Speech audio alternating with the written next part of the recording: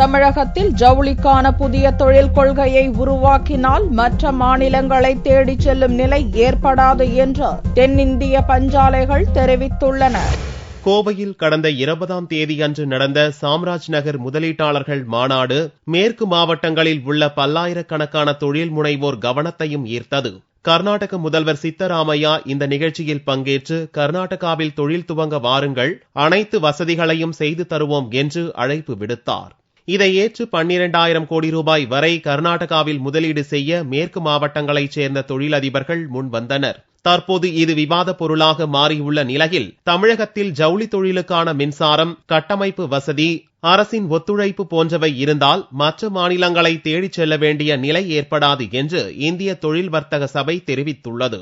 கோவையினுடைய தொழில் அமைக்கப்பட உண்டான ஒரு பெரிய ஒரு இடைஞ்சல், அதாவது அவர்களுக்கு தேவை என்னன்னா முக்கியமான தேவை நாம் அரசிடமிருந்து எதிர்பார்ப்பது மின்சாரம்.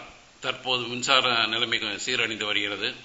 இது தொடர்ந்து புதிய திட்டங்கள் இந்த மின்வெட்டே இல்லாம நம்ம மாநிலத்தில் மின்சாரம் தடையில்லாம மின்சாரம் கிடைக்கும் போது தொழில்கள் சிறப்பாக நடைபெற ஏதுவாக இருக்கும். அது மட்டுமில்லாமல் கோவையை பொறுத்தவரையில் பல்வேறு உள்கட்டமைப்பு வசதிகள் பல்லாண்டு காலமாக சாலைகள் வசதியாகட்டும், பாலங்கள், மேம்பாலங்கள், கோவை தமிழ்நாட்டில் உள்ள எல்லா ஊர்லயும் பைபாஸ் ரோடு, ரிங் ரோடு இருக்கு. கோயம்புத்தூருக்கு மட்டும் இல்லை.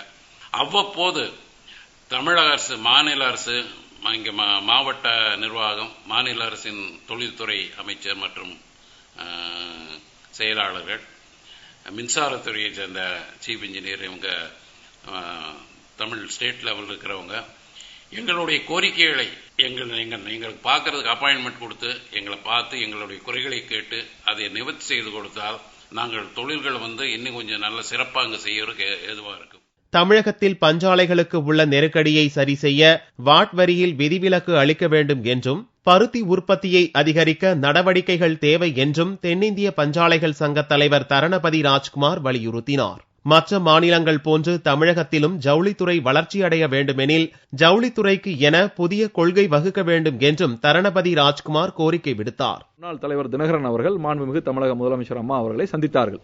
அப்போ அந்த சந்திப்பின் போது தமிழகத்திற்கு ஒரு புதிய தொழில் கொள்கை வேண்டும் என்று அவர்கள் கேட்டார்கள். அதற்கு காரணம் என்னவென்றால், குஜராத், ராஜஸ்தான், பஞ்சாப், மத்திய பிரதேஷ், சத்தீஸ்கர் போன்ற மாநிலங்களிலே அவர்கள் புதிய டெக்ஸ்டைல் கொள்கையை கொண்டு வந்திருக்கார்கள். அப்பொழுது மாண்புமிகு தமிழக முதலமைச்சர் அவர்கள், தமிழகத்தில் இருக்கக்கூடிய எந்த ஒரு தொழிற்சாலையும் அந்நிய மாநிலத்திற்கு செல்ல நாங்கள் அனுமதிக்க மாட்டோம், விரைவில் தமிழகத்திற்கு ஒரு புதிய தொழில் கொள்கையை கொண்டு வருவோம் என்று கூறினார்கள்.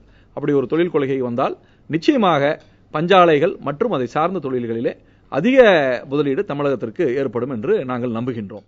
இந்திய அளவில் பருத்தி நூல் உற்பத்தியில் தமிழகம்தான் முதலிடத்தில் உள்ள நிலையில் தமிழக அரசு அதற்கான அடிப்படை வசதிகளை செய்து கொடுக்க முன்வர வேண்டும் என்றும் தொழில் முனைவோர் வலியுறுத்தினர். கர்நாடகா மாநிலத்திலிருந்து கோயம்புத்தூர்ல தொழில் முதலீட்டாளர் கூட்டம் நடந்துச்சு.